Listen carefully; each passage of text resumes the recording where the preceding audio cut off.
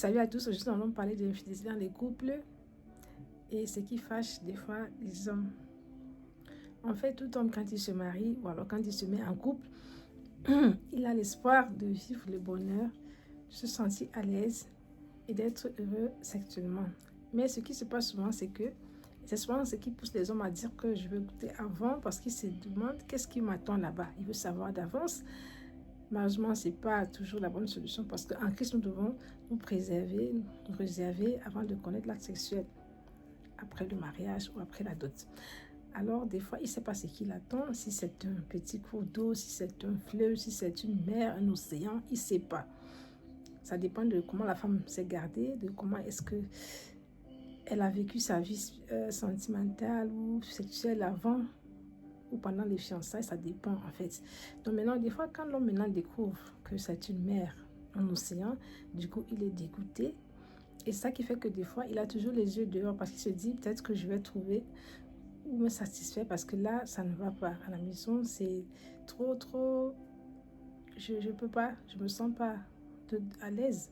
Je danse dedans, c'est pas bon pour moi et... Du coup, des fois, il dit pas à la femme, elle aussi, elle ne sait pas pourquoi l'homme ne va pas vers elle.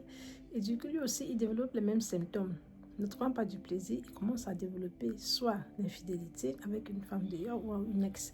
Ou alors, il commence aussi à se masturber dans les mêmes conditions que la femme, à se projeter dans une image et d'une femme qu'il a vue ou qu'il a aperçue dans la rue, dont il fantasme.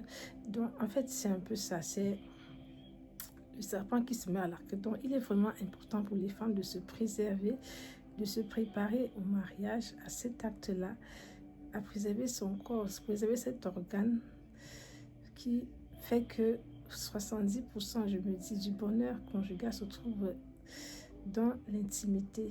Donc, si le Seigneur le permet, peut-être je ferai une rencontre ou une émission ou un thème concernant comment est-ce que la femme peut se préserver et comment elle peut retrouver son élasticité, comment elle peut se retrouver sa forme d'enfance en fait, sa forme originelle. Que le Seigneur vous bénisse. Amen.